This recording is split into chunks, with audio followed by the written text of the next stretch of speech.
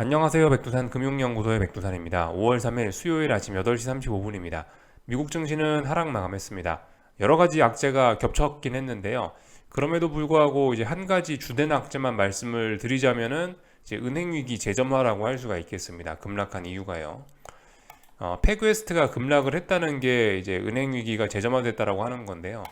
조금 애매한 점이 있긴 있습니다. 지금까지는 어떤 명시적인 악재가 나왔다라고 이야기를 해드렸었죠. 예전에 그 퍼스트 리퍼블릭 뱅크가 망했다, 뭐 SVB가 망했다. 이럴 땐 이런 거는 이제 구체적으로 뭐 어떤 재료가 있는 건데, 알맹이가 있는 건데, 어젯밤에 패그웨스트가 급락을 한 건 사실 이 뭐 퍼스트 리퍼블릭이나 SVB처럼 명확한 악재라고 하기는 또 조금 좀 애매한 점이 있긴 합니다. 뭐 패그웨스트에서 뭐 예금이 줄어들었냐? 그것 뭐 그런 뉴스가 나온 것도 아니고, 뭐 어떤 뭐 채권의 평가 손실이 발생했다 뭐 그런 것도 아니고 명확한 건 없습니다. 어떤 불안감 때문에 얘가 급락을 한 거거든요. 그래서 이 SVB와 FRC 관련된 이때와는 약간 좀 다르긴 합니다.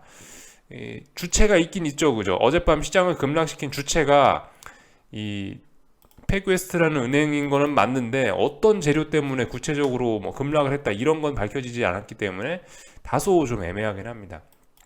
아무튼 근데 중요한 건 은행 위기다, 그죠? 은행 위기가 다시 한번 이렇게 또 불이 붙고 있다라는 거. 불 끄자마자 다른 데서 또 불이 좀 타오르는 듯한 그런 느낌입니다. 그래서 앞으로 또 사건이 어떻게 진행될지 좀 계속 지켜봐야 되겠고요. 여기다 이제 엎친 데 덮친 격으로 이제 뭐 물론 이것도 사실 어젯밤에 나온 이야기는 아닌데요. 이런 것도 영향을 미쳤겠죠. 옐런이 이제 어젯밤 나와가지고 6월 1일에 디폴트 가능성이 있다고 미국 정부 그런 이야기를 했습니다. 이런 점이 투자 심리에 좀 불안감을 좀 악영향을 좀 미치기도 했겠죠. 그러니까 이래저래 지금 이제 이 5월 달이 굉장히 중요해진 겁니다. 이 5월 초, 하여튼 5월 이 순간이 지금 굉장히 중요해진 거예요.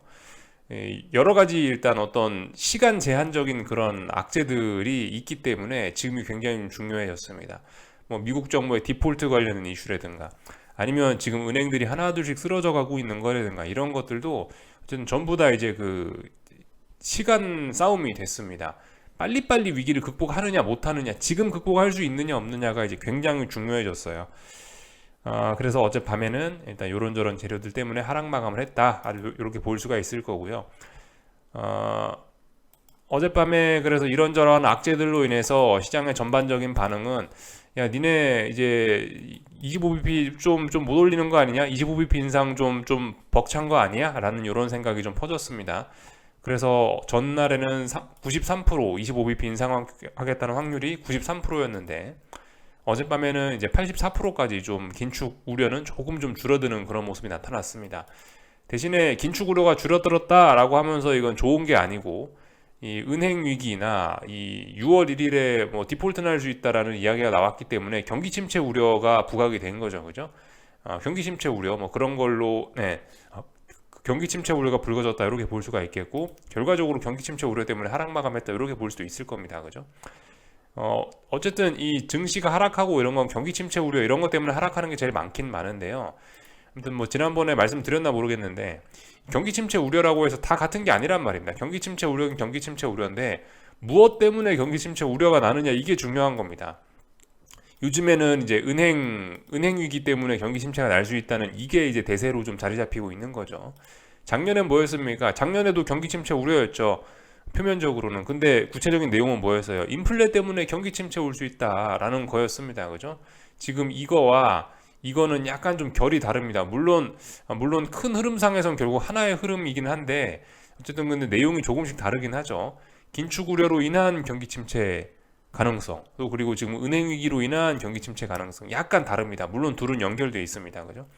결과적으로 작년에 금리를 너무 많이 올렸기 때문에 지금 중소형 은행들이 하나둘씩 쓰러지고 있는 문제가 발생하는 겁니다. 그죠? 결과적으로는 하나의 탈을 쓰고 있는 같은 악재이긴 하나 조금 이걸 구분해야 될 필요는 있습니다. 이거와 이거는 분명히 좀 다르긴 다릅니다.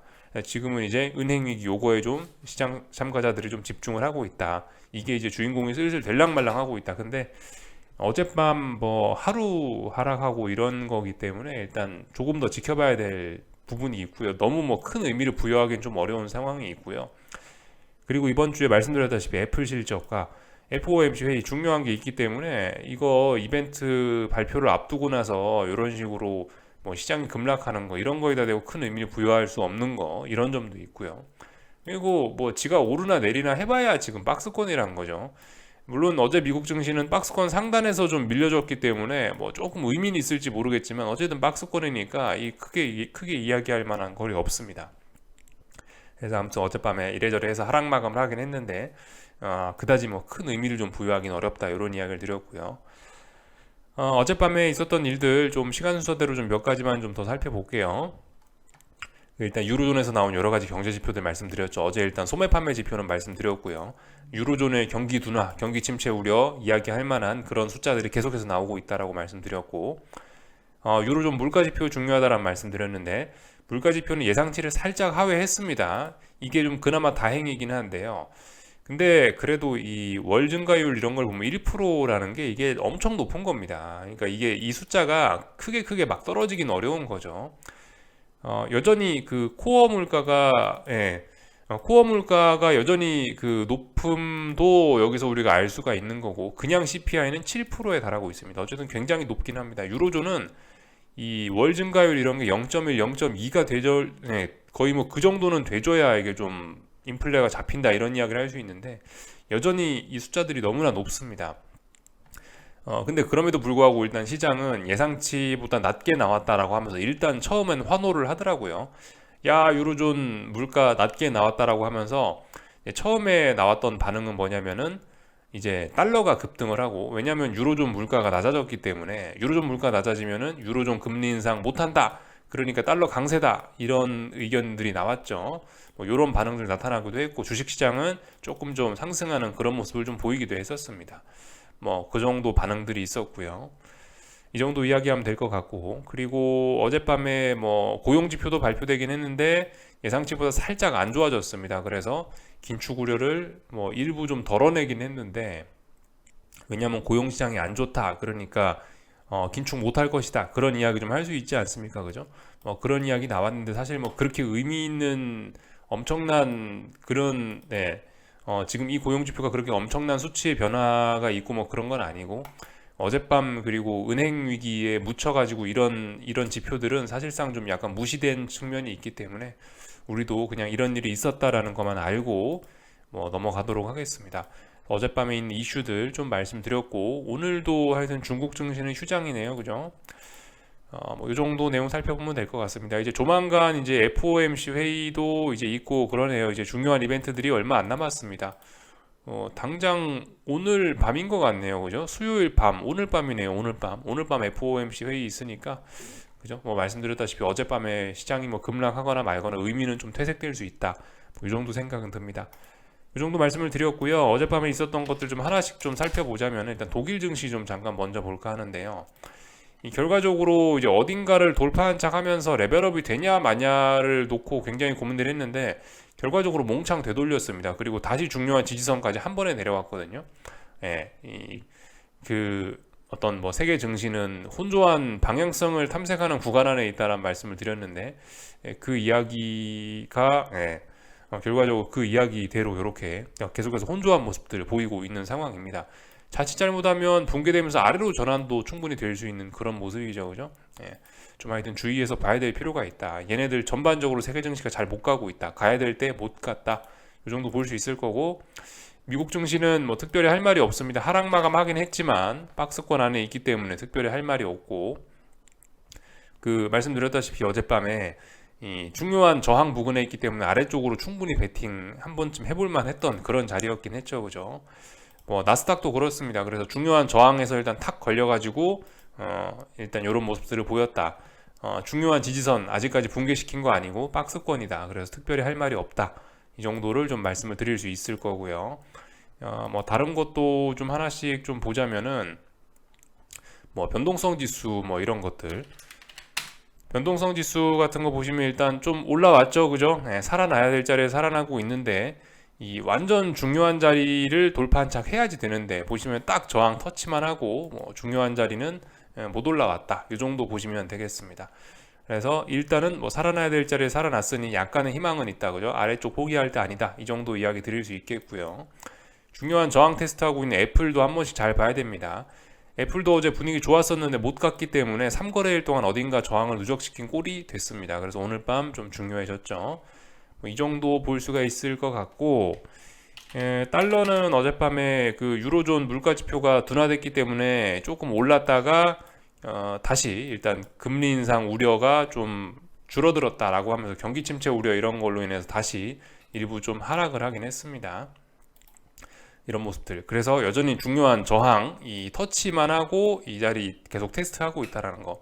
계속해서 다중 바닥형 만들려는 이런 시도를 하고 있다라고 보시면 될 것 같습니다. 뭐 이 정도 간단하게 보면 될 것 같고, 금리들은 크게 떨어졌죠, 그죠? 금리들은 뭐 경기 침체 우려 이런 게 있어서 좀 크게 떨어졌다. 어젯밤엔 그러니까 약간 안전자산 선호 비스무리한 흐름이 좀 나타난 겁니다. 완전 안전자산 선호는 아니고 그런 비스무리한 흐름이 있었다. 이 정도만 보면 될 것 같습니다. 그리고 뭐 나머지는 특별한 거 없는 것 같아요, 그죠? 뭐 이 정도 금리가 뭐 그래서 크게 떨어졌다라는 거. 물론 어제 뭐 6월 1일에 디폴트 된다라는 이런 내용이 있긴 있었지만 뭐 사실 그다지 뭐 금리에는 큰 영향을 못 미친 것 같습니다. 일단은요. 당장 중요한 건 이제 은행이 망하냐 안 망하냐 뭐 그런 점이기 때문에 그런 것 같고요. 이 은행들이 박살나고 있으니까 저기 은행 ETF들이 크게 급락하고 있을 겁니다. 뭐 특정 은행주를 보는 것도 좋지만은 이 은행 ETF 보는 게 제 생각엔 좋을 것 같아요. 하여튼 지난번에 말씀드렸던 것처럼 이 은행 ETF들이 지역은행 ETF가 빨리빨리 올라와야 되는데 얘가 지금 보시면 지난번에 여기에서부터 여기까지 급락을 해놓고 나서 의미 있는 반등이 하나도 없단 말이죠. 이게 굉장히 충격적인 점이라 할 수 있는데 사실 이것만 봐도 은행 위기는 끝났다고 하는 게 아니거든요. 근데 아무튼 어젯밤에 보시다시피 확실히 레벨업이 됐고 레벨업 된 상황에서 변동성까지 확대시켜 줬으니 시장이 급락을 했다. 뭐 자연스러운 모습입니다.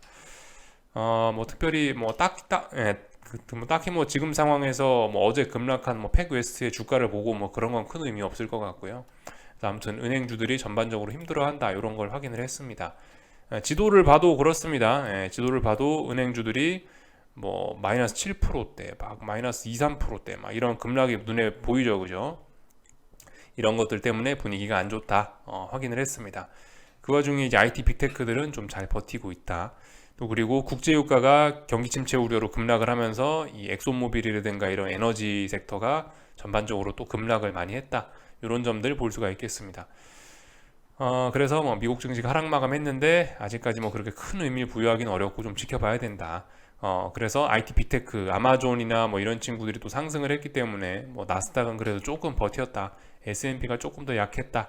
이 정도 살펴보면 될 것 같습니다. 전반적인 이야기는 다 했고요. 국제유가라든가 이런 것들 좀 보면 좋겠죠, 그죠?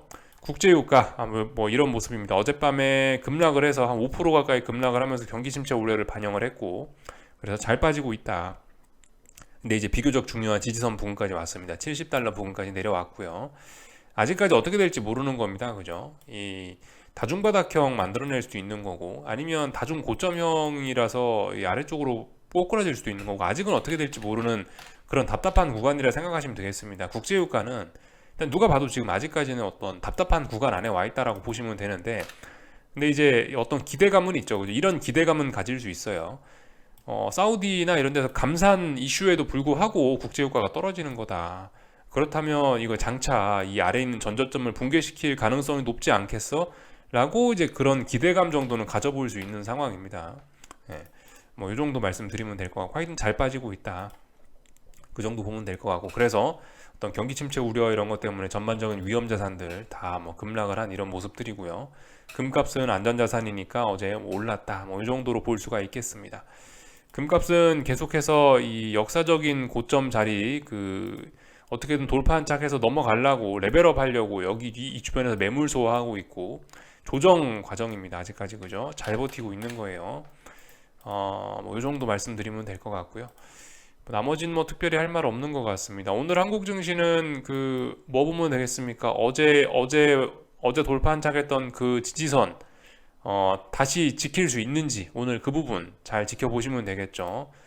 그리고 뭐 코스닥도 그렇습니다. 코스닥은 봐야 될 기준이 어딥니까? 그러면은 어제 일단 어딘가 넘지 못했었죠. 여기 1320 정도 되는 요 날 만들어 놓은 요 음봉 자리를 넘지 못했었는데 뭐 이 자리 넘어갈 수 있는지, 뭐 저항 테스트, 뭐 이런 것들 뭐 지켜보시면 되겠죠. 근데 어쨌든 전반적으로 한국 증시 얘도 이렇게 답답한 구간이고 이 코스피도 이렇게 답답한 구간이라서 특별히 할 말은 없는데, 아무튼 오늘 이제 미국 증시 분위기가 다시 안 좋아지긴 했으니까 여기서 이제 생각을 해봐야 될 거는 어 여기 고점 하나 여기 고점 하나 해서 이런 식으로 쌍고점을 만들어낼지 여부. 코스닥도 그죠? 똑같습니다. 여기 고점 하나 여기 고점 하나 해서 쌍고점을 만들어낼지 여부, 그런 것들 위주로 해서 좀 살펴보시면 되겠죠, 그죠? 아무래도 분위기 안 좋았으니까 뭐 계속 위로 올라가기보다는 아래쪽으로 좀 떨어지겠지라는 생각을 하는 게 일단 더 합리적일 거고, 그런 상황에서라면은 지금 뭘 봐야 된다? 패턴이 쌍고점이 만들어지냐 안 만들어지냐, 요 정도 보시면 될 것 같고요. 풋옵션들은 이제 뭐 여기 있는 어떤 전저점 자리에 대한 이런 지지력들을 지킬 수 있는지 여부, 이런 것들 보시면 되겠죠, 그죠? 뭐 환율은 1340원 지지와 저항 싸움 보시면 될 것 같고요. 뭐 요까지 하면 될 것 같습니다. 궁금한 거는 리플 남겨주시고요.